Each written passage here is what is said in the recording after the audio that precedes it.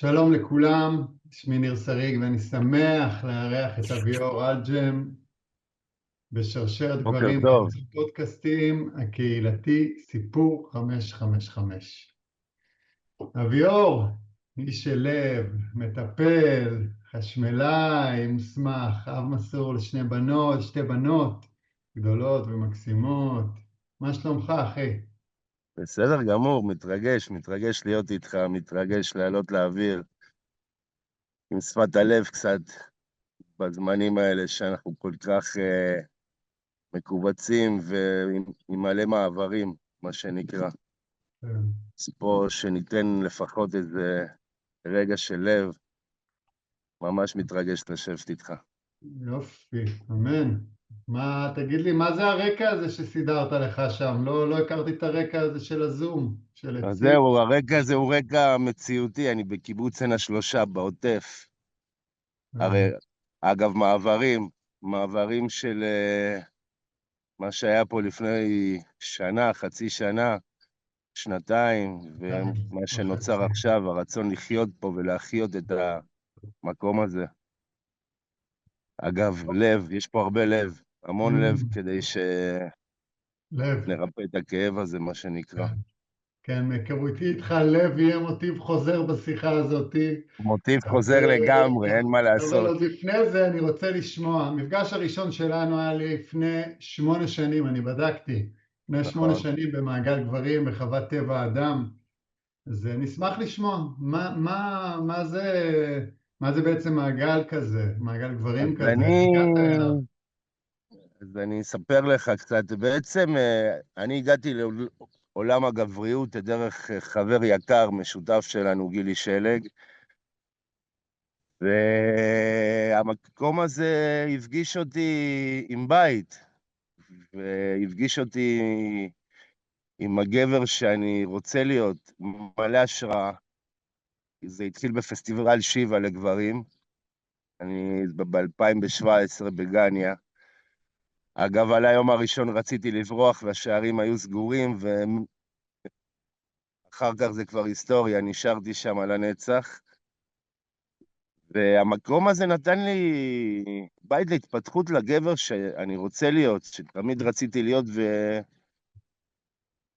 וחיפשתי את הדרך, וזכיתי להגיע לשם, והדרך הביאה אותי גם למעגלי גברים. אז מה זה מעגל וגם... גברים? מה עושים שם בעצם? אז במעגל גברים, הדבר הראשון שעושים זה רגע פוגשים.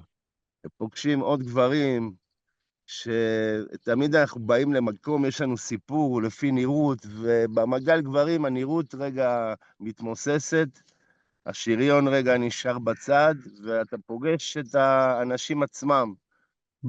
את הלבבות שלהם, ואתה פוגש סיטואציות שמשתפים שהן קרובות אליך, ויש השראה, ויש בכלל איזו יכולת לראות דברים שלבד אי אפשר. והעוצמה של המעגל, של הביחד, היא מאוד יכולה להביא לשינוי.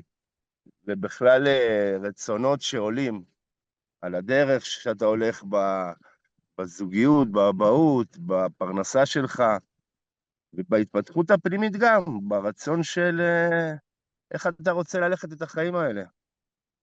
אוקיי, ואיך אתה רוצה ללכת את החיים האלה?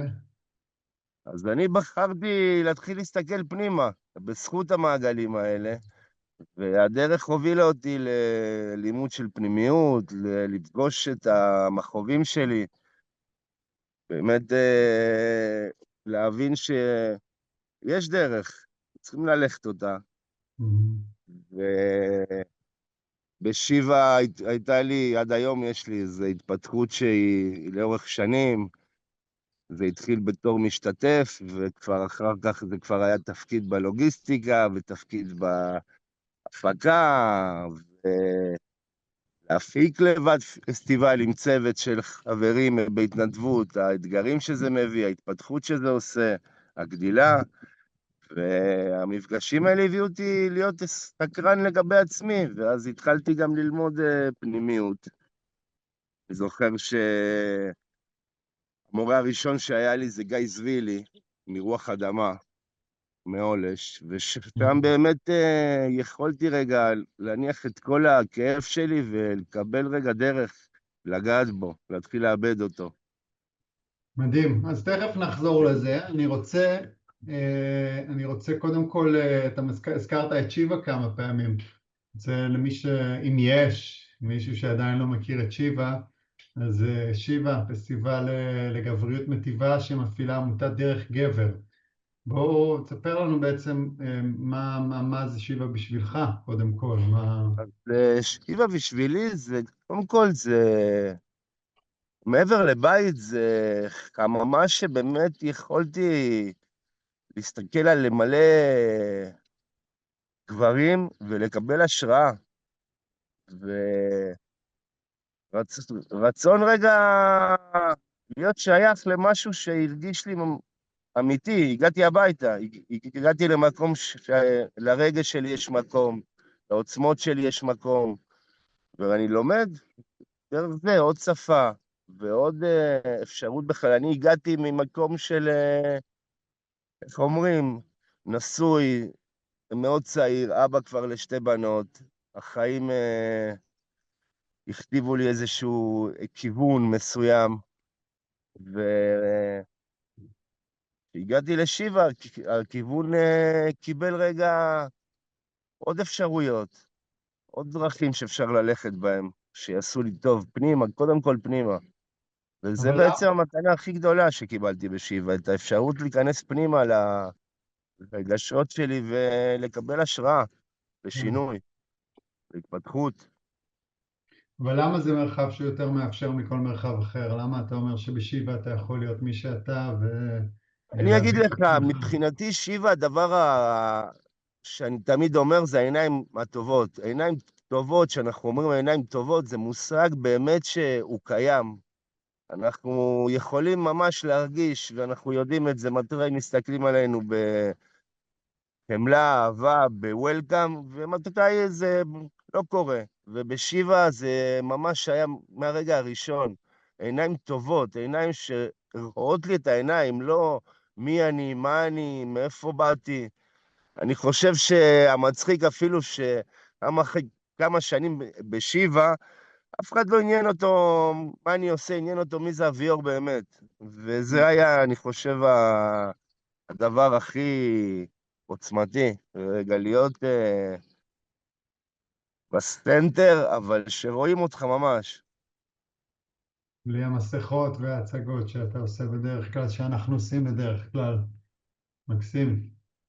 אה, ועוד, אז באמת סיפרת על תחילת הדרך שלך שהתחתנת בגיל צעיר והיה לך איזשהו מסלול חיים שכאילו נקבע עבורך. אז מתי הייתה איזושהי התעוררות שהבנת שאתה רוצה להתבונן פנימה, שאתה רוצה לעשות איזושהי תנועה פנימית, איזושהי התפתחות? ספר לנו קצת על זה. אז ההתעוררות באמת הראשונית שלי, היא הייתה ממש בגיל 40, שאבא שלי נפטר. זה כבר היה אחרי איזה שנה, אני חושב, שכבר התחלתי, איך אומרים, לחקור אותי. זה התחיל בהתחלה עם רצון של שינוי של התנועה שאני עושה. הרגשתי עייף, אז התחלתי לעשות ספורט. וממש רגע להתייחס לעצמי. כמו שאמרת, התחתנתי בגיל 22, כבר הייתי אבא בגיל 24, הייתי מפרנס כמעט יחיד תמיד, והשנים עברו לי מאוד מהר. ורגע, שאבא שלי נפטר, זה באמת היה איזה שלב שיכולתי רגע לעצור, והסתכלתי על עצמי במראה, אני זוכר, אחרי השבעה, עם זקן ככה גדול, ואמרתי, אני לא מכיר אותך בכלל, אני לא יודע מי אתה, הבחור שבמראה. ואז התחלתי להיכנס פנימה, ובאמת אני מאמין גדול בבריאה, באלוקות של החיים, והדרך התחילה להתגלות, וזה התחיל עם הגוף בהתחלה, ככה להתאמן ולשמור על עצמי, ואז הגיעה שיבה, הגיעה התפתחות של להסתכל פנימה קצת, והעמקתי שמה, זה מאוד סקרן אותי. אני תמיד חושב, הייתי סקרן מטבעי, והיכולת לשנות דפוסים שלי, ראיתי שזה אפשרי, זה הדליק אותי, זה מאוד סקרן אותי, וחקרתי את זה, ומה והעמקתי. ראית? ומה ראית ראיתי שהתחלת להתבונן פנימה? שעם מרחב שהוא מאפשר, יש אפשרות לטרנספורמציה. ובאמת שיבה היה מרחב שאפשר, וכל המעגלים שהלכתי אליהם בעקבות זה, או דומים לזה, הם היו באמת מקומות שהמרחב אפשר רגע להניח, לא יודע אם כאב לקרוא לזה, אבל לשים לב לדפוסים, זה עניין של לשים לב, ואני תמיד אומר שהשינוי הוא מתחיל בהתבוננות, והזכות להתבונן זה המתנה, כי מלא שנים בכלל לא הבנתי לאן אני מתבונן. והמקום הזה קיבל כיוון, הגבריות שלי קיבלה כיוון. ואז אני הולך אותו, עם מלא גילויים, עם תמיד תנועה. Hmm. אז זה מבט וברוך פנימה. שידידיה היקר הביא לנו את שיבה לעולם. אפשר לשמוע כמה שירה משמעותי עבורך, ואני מאוד, ברשותך מאוד, מאוד, מאוד. עוד חוזר רגע, אז המבט הופנה פנימה, ופגשת שם כאב,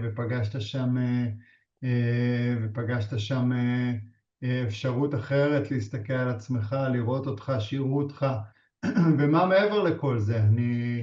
אה, מה באמת ככה בעומק, איזה שינוי זה הביא לך לחיים, התנועה הזאת? אז בעומק, מעבר למפגש של הנראות, זה היה באמת רגע להבין שככה אני לא רוצה להיות.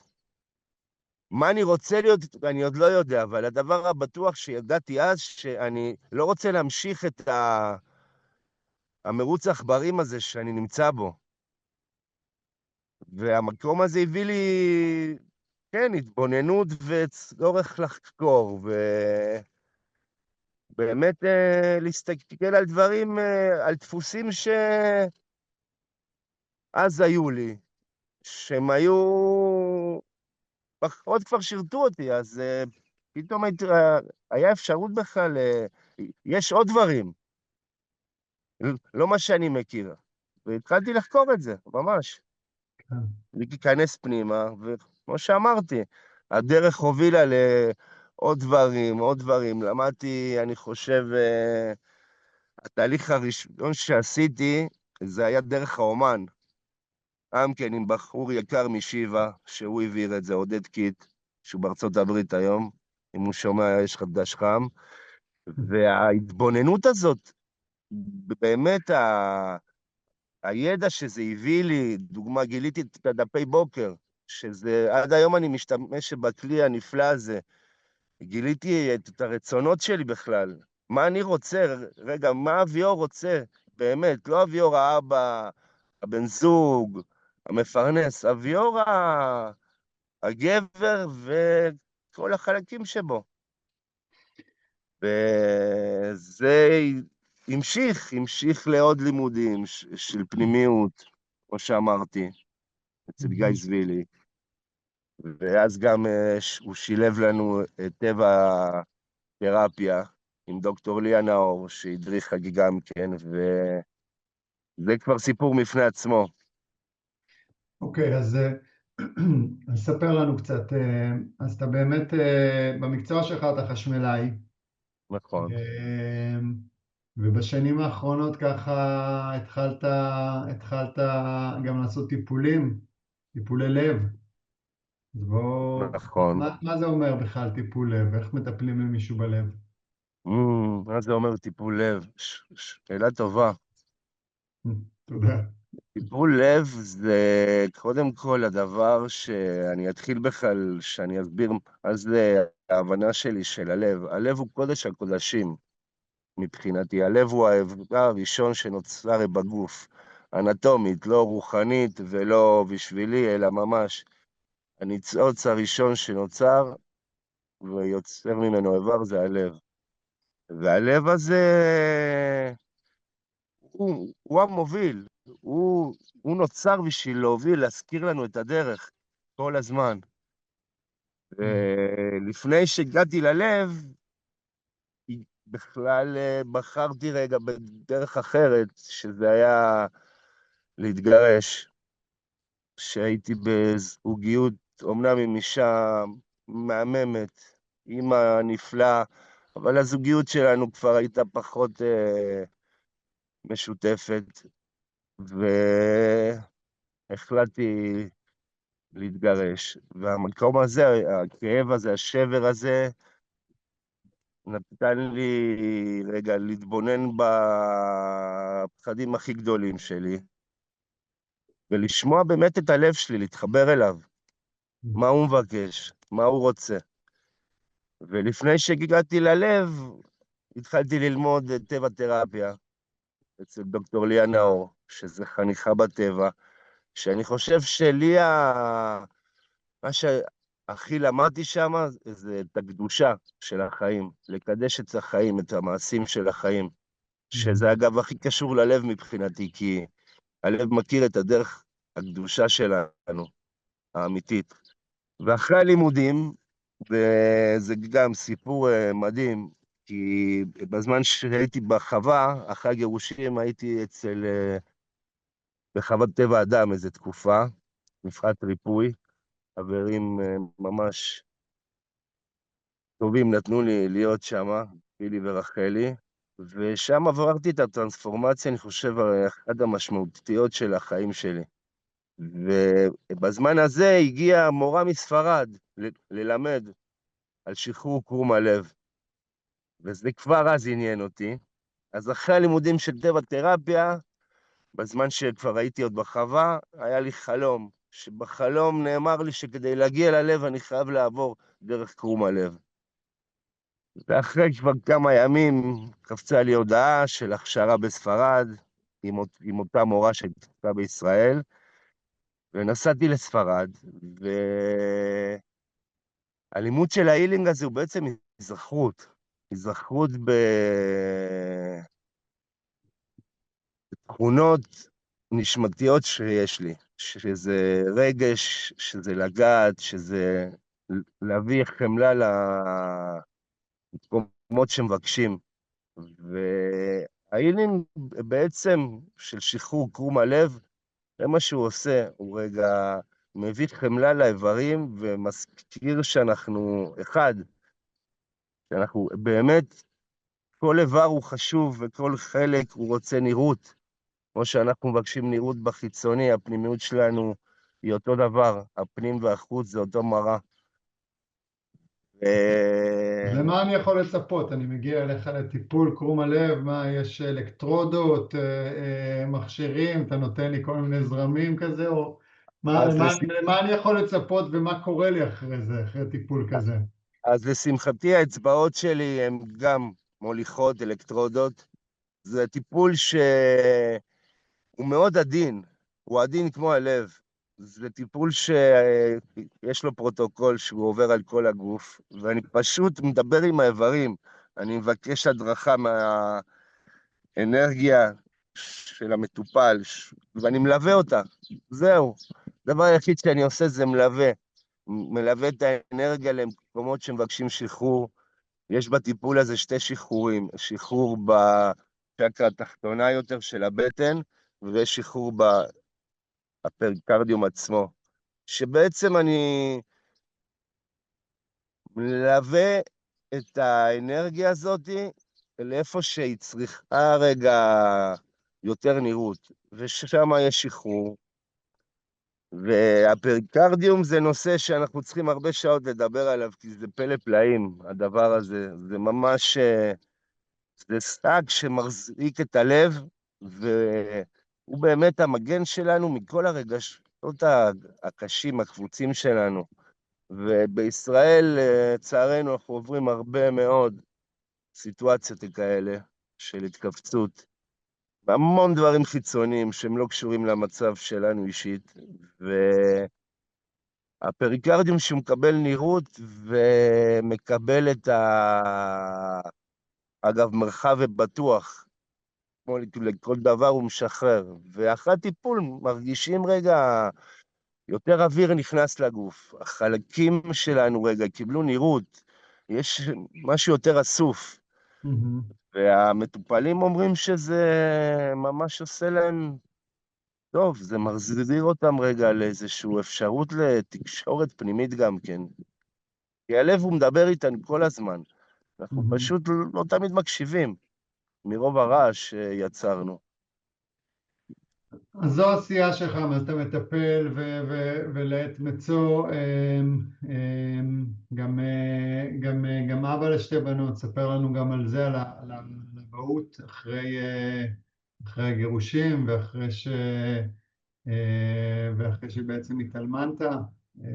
אז זהו, אז נכון, לפני 7 חודשים התאלמנתי מאמא של הבנות, גלית זיכרונה לברכה, אני ברכה. מקדיש לה גם את המילים האלה. וזה גם היה, איך אומרים, מגע ממש קשוחה. זה היה מאוד מהיר, וזה גם, זה משהו ששבר לי את הלב, ושהלב נשבר, אני יודע, זה מקום רגע להרפות, כי הוא רק התרחב יותר אחר כך. ו...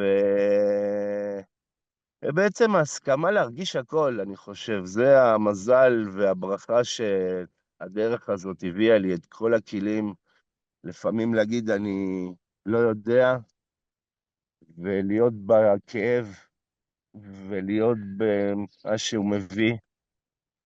וכן, שינויים אנחנו עוברים כל הזמן, והתנועה היא כל הזמן נמצאת, זה בדיוק מה שהיום חשבתי. אגב, בתהליכים אני גם משלב בתהליך של ההילינג את הטבע תרפיה, ובתהליך הזה שנקרא שפת הלב, בדיוק הבוקר ממש שפת הלב דיברה איתי על התנועה שאנחנו עושים עם הגוף, שהגוף משחרר את האנרגיה למילים, וזה בעצבות אני מאוד משתכנע שבכלי הזה של תנועה, של רגע לתת לרגש הזה מקום, כי אנחנו אנרגיה, אין מה לעשות.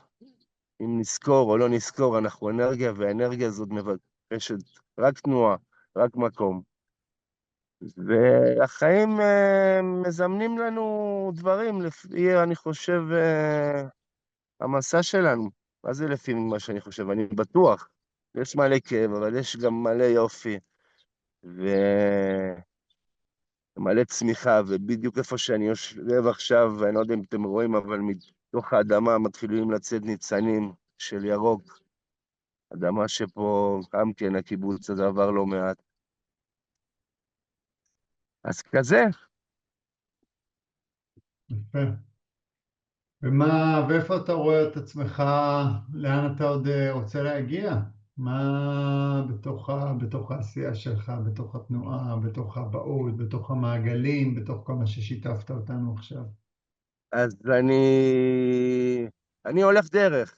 אני הולך דרך, והדרך מביאה לי כל הזמן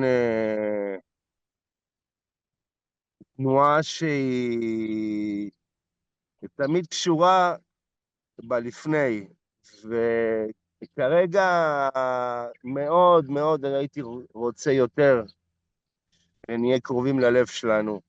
אני עושה גם תהליכים שמלמדים אותנו ומזכירים לנו יותר נכון, כי אנחנו יודעים את זה, פשוט מזכירים לנו את שפת הלב. אני חושב שהריפוי שאנחנו הכי מבקשים היום, זה להיות קרובים ללב, כי זה בעצם אז תזכיר לנו רגע, תזכיר לכל מי שמאזין, לכל מי שצופה, מה זה שפת הלב? איך אני רוצה להיזכר, לדבר שפת לבבי. הלב זה שאתה יושב עם עצמך, עם לדוגמה, החרדה שלך, או הפחד מהעתיד, רגע, לחזור רגע ללב. הלב, הדבר היחיד שהוא יודע זה עכשיו. הוא לא יודע עתיד, העבר זה כבר לא משנה, ושאנחנו בתקשורת עם הלב שלנו, באמת אפשר לשאול מה עובר עליי עכשיו, לב שלי. אני כל הזמן שואל אותו, שאני נמצא באיזשהו קושי שעולה, אני שם יד על הלב, פשוט, פשוט, פשוט, ושואל את הלב, מה אתה צריך עכשיו? מה אתה ומי עונה? מבקש ממני עכשיו? והוא ומי פשוט אומר עונה לי, לך? הוא אומר הלב לך. שלי עונה לי, יש איזה קול פנימי בתוכנו, שאנחנו ממש מכירים אותו, זה עוד מהילדות היינו איתו כל הזמן. אין ילד שהוא לא היה עם הקול הפנימי הזה. לפעמים אתה יכול לקרוא לו החבר הדמיוני אם זה יתפתח, אבל הקול הפנימי הזה הלך איתנו בילדות תמיד. בסופו של דבר, החיים לימדו אותנו שאנחנו צריכים להתבגר, שאנחנו צריכים לשחרר, והכל הזה נשאר בשקט. אבל החזרה אליו היא בעצם הדרך ששכחנו, כי אנחנו לא צריכים להתנתק מהלב שלנו בשביל להתבגר, אנחנו לא צריכים להתנתק מהלב שלנו בשביל להקים עסק, אנחנו הפוך. ברגע שאנחנו קרובים ללב, אז אנחנו מגשימים יותר את הייעוד שלנו. לפי דעתי, כמובן, רק לפי דעתי. נשמע מקסים, נשמע מקסים. יפה, אז אני חושב שזה באמת מקום מעורר השראה. לראות מישהו, לראות אדם שככה מה שמוביל אותו בחיים ומה שמניע אותו זה תנועה של הלב, ואתה באמת מעמיק, ואני יכול להעיד באופן אישי שאחד הדברים שמאוד מאוד נוכחים בכל מפגש איתך זה שהלב מדבר, שיש איזושהי נוכחות של רגש, נוכחות של עיניים טובות, כמו שאמרת מקודם. אז אני מאחל לך שעוד הרבה אנשים ירגישו את האור הזה והדבר המאוד מיוחד הזה שאתה מביא. רוצה להודות לך על הזמן המשותף הזה שהיה לנו כאן, ורוצה וואי, היה להזמין מקסים. אני רוצה להזמין אותך ככה לסיום, לשלוח, לתת לנו אולי איזה רגע כזה של, כשאני נמצא בתוך הכאב שלי, כשאני נמצא בתוך הזה שלי, תן לנו איזה רגע חיבור ככה טיפ איך אנחנו מתמודדים עם איזשהו פיק אחר, עם הפיק הבא שלנו. מדהים. אז בואו רגע ניקח איזה שתי נשימות עמוקות, טובות, ללב. גם ללב, ממש ללב, ננשום אותם, נשים יד על הלב, צריך עוד נשימה, גם ניתן אוויר, נשמה, נשימה, לב זה אותו חלק. ואז פשוט, בלי ללחוץ, רק להניח את היד, ולהמשיך לנשום למקום, פשוט לשאול את הלב, מה שלומך?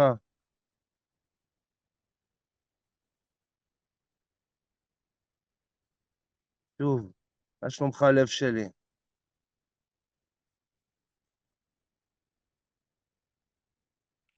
מה אתה צריך עכשיו?